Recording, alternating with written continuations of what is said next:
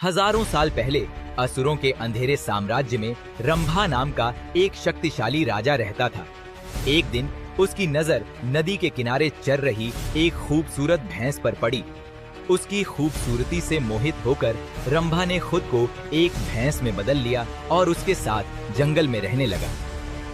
उनके मिलन से महिषासुर नाम का एक शक्तिशाली और भयानक बच्चा पैदा हुआ। महिषासुर का जन्म एक अनोखे रूप में हुआ था, आधा मनुष्य और आधा भैंसा। महिषा का मतलब भैंस और असुर का मतलब राक्षस होता है। अपनी माँ से जंगली जानवर की ताकत और अपने पिता से राक्षस की दुष्टता के कारण महिषासुर हमेशा बुराई और विनाश करना चाहता था। अमर होने की आशा में महिषासुर ने भगवान ब्रह्मदेव का ध्यान और प्रार्थना करना शुरू कर दिया। बिना भोजन और नींद के अटूट संकल्प के साथ उसने कई वर्षों तक कठोर तपस्या की। धरती कांप उठी, आसमान में अंधेरा छा गया और एक अनंत काल के बाद उसकी प्रार्थनाएं सुनी गईं। आखिरकार ब्रह्मदेव उनकी भक्ति से प्रसन्न होकर उसके सामने प्रकट हुए। महिषासुर, मैं तुम्हारी भक्ति से प्रसन्न हूँ। जो चाहो वर मांगो। हे ब्रह्मदेव, मैं अमर होना चाहता हूँ। यह असंभव है। जो भी पैदा होता है उसे मरना ही पड़ता है। यही ब्रह्मांड का नियम है। महिषासुर ने कुछ देर सोचा और कहा, हे प्रभु, क्या आप मुझे ऐसा वरदान दे सकते हैं कि मैं किसी मनुष्य या देवता के हाथों न मारा जाऊं? अगर मुझे मरना ही है तो किसी स्त्री के हाथों से ही मरूं। महिषासुर एक बहुत बड़ा राक्षस था। उसे पूरा विश्वास था कि कोई भी स्त्री उसे नहीं मार पाएगी।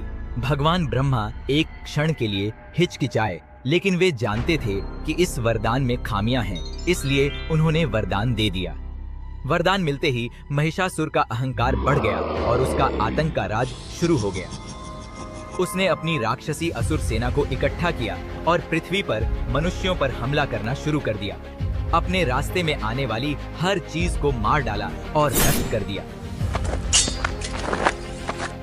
पृथ्वी पर विजय प्राप्त करने के बाद उसने स्वर्ग में देवताओं से लड़ने का फैसला किया। उसने अपनी विशाल असुर सेना के साथ इंद्रलोक की राजधानी अमरावती पर हमला कर दिया, जो भगवान इंद्र का निवास स्थान था।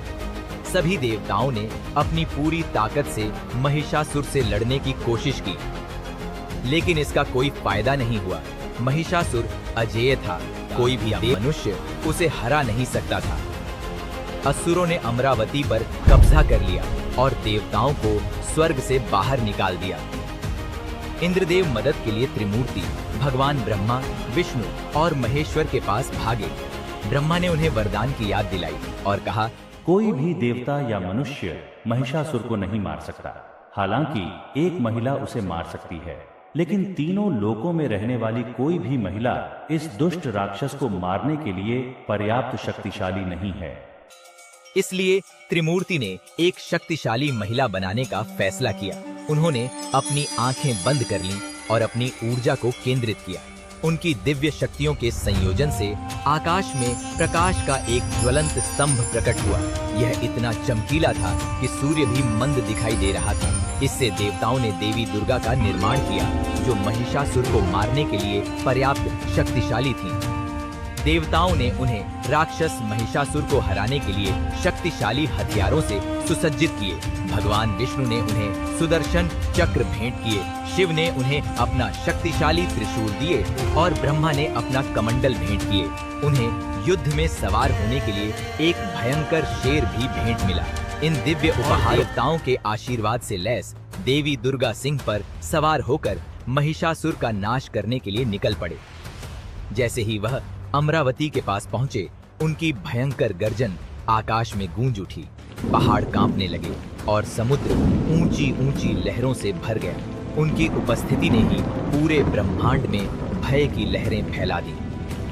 जब उनके आगमन की खबर महिषासुर तक पहुंची, वह हंसने लगा। एक साधारण महिला मुझे चुनौती देने आई है। एक महिला, वह मेरे समय के लायक भी नहीं है।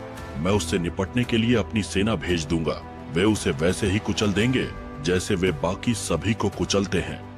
महिषासुर ने असुरों की अपनी विशाल सेना को देवी दुर्गा का आदेश दिया। युद्ध का मैदान जल्द ही हथियारों की टक्कर से गूंज उठा और राक्षसों की लहरें देवी पर टूट पड़ी। लेकिन एक एक करके सभी राक्षस देवी के सामने गिर गए, उनकी दिव्य शक्ति से आसानी से पराजित हो गए। अंत में महिषासुर स्वयं दुर्गा देवी के विरुद्ध युद्ध करने गया। देवी को भ्रमित करने के लिए बेताब महिषासुर ने अपनी सारी काली शक्तियों का किया, अलग अलग जानवरों का रूप धारण किया। सबसे पहले वह एक क्रूर शेर बन गया जो भयानक गति से दुर्गा पर हमला करने लगा। देवी ने उसे दिव्य सटीकता से मारा, जिससे वह घायल हो गया। आत्मसमर्पण करने से इनकार करते हुए वह एक विशाल हाथी में बदल गया और उनकी ओर गरजने लगा। एक बार फिर दुर्गा ने अपने हथियारों से जवाबी हमला किया, जिससे वह गंभीर रूप से घायल हो गया। देवी दुर्गा और महिषासुर के बीच 9 दिनों तक भयंकर युद्ध चला। 10वें दिन महिषासुर एक विशाल भैंसे में बदल गया और दुर्गा देवी के पर हमला किया, लेकिन दुर्गा मां तैयार थे। एक तेज और शक्तिशाली चाल के साथ उन्होंने उसे अपने त्रिशूल से मार डाला, जिससे उसका आतंक का राज खत्म हो गया। महिषासुर पराजित हुआ और देवता स्वर्ग में अपने घरों को लौटते हुए खुशी से झूम उठे। उस दिन से देवी दुर्गा की नवरात्रि के दौरान पूजा की जाती है, विशेष रूप से 9वें दिन, जब उन्हें महिषासुर मर्दिनी के रूप में पूजा जाता है।